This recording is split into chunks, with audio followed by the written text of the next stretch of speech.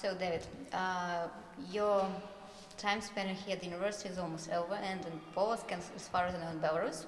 Uh, Before I ask you about your impressions and your wishes to our students, could you tell us a little bit about yourself before, maybe just to let somebody who do not know you know a little bit about you?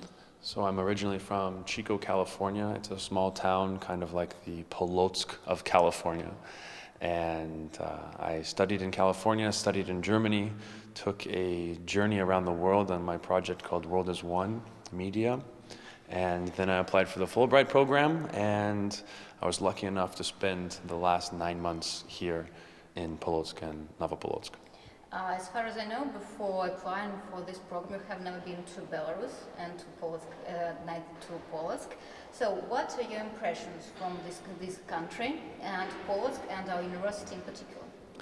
People in Belarus are very eager to meet foreigners, to speak to foreigners, and my impression is that this eagerness is going to serve Belarusian people very well in the future. And I'm excited to see what's going to come in the future for Belarus and for this university. I've seen this is one of the most beautiful universities in all of Belarus. I've visited many institutions across the country during my time here. And we here in Polotsk and Novopolotsk have one of the most beautiful universities in the country for sure. As a Fulbright language assistant, what were your duties here? What events you launched or projects you launched, here at the university and in Belarus in general? Because as far as I know, you've been to different towns, different organizations, schools, so what were your duties? So I taught weekly English classes at the university in Polotsk. And I also established a club in both Polotsk and Novopolotsk called English, A Gateway to the World.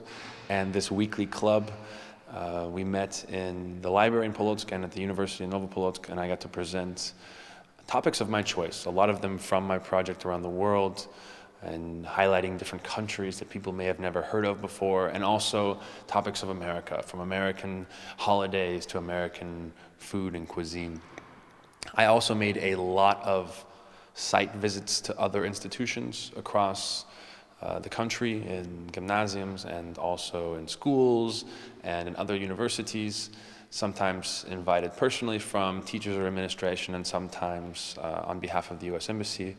I also represented the U.S. Embassy in Minsk and in other parts of the country in international expos and conferences. You mentioned your project, World as One Media. Can you tell a little bit about it? What's the idea? What's the purpose? Maybe one of the key things. So when I first started traveling around the world, I saw that it did not matter where one was from or what religion they have or what color their skin is, their race, their nationality, and that we are all far more similar than we are different. And often when we watch the media and we get the idea that, people from this country are dangerous or not good, but I realized no, that us as humans are far more similar than we are different. And I wanted to show that idea in a project of my own. So I started traveling the world and making interviews, kind of like this, and asking the same set of questions around the world and then comparing the responses from all these people, especially between countries that are currently with certain conflicts between them, such as Palestine and Israel. And it was a very fulfilling project for the message that I was able to give off and also for myself. So it was one more glass of passion you had. Yes, my life philosophy of passion, of glasses of passion. I topped off my glass of travel passion with this project, and we'll complete the book that I'm writing about the journey and the YouTube series 50 Countries, One Question this summer. During this lecture in the morning, you asked the students to share some of their dreams or maybe ideas for their future life. Can you share your ideas for your future after maybe in Belarus? What are other maybe glasses that you have or your future plans? It's an interesting point in my life right now because I have to ask myself, okay, what is your next reach goal, your long-term goal? Because I just accomplished one that was my goal for the last 7 years, to travel the world. So now I'm looking forward to moving to Germany and starting a new life there, starting a new career. And I'm 27, so the clock is ticking. So sometime soon, starting a family as well. And And the last thing, what can you wish to our students and maybe to people in Belarus as well, those who you came across here and maybe even those you do not know? I can say that I see a very bright future for Belarus and for Belarusians.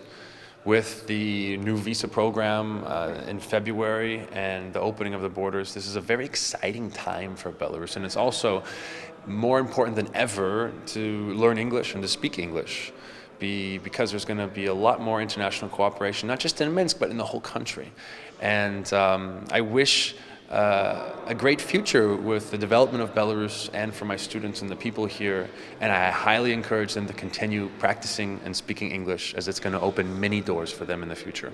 Okay, thank you. We wish you luck as well. Thank you very much.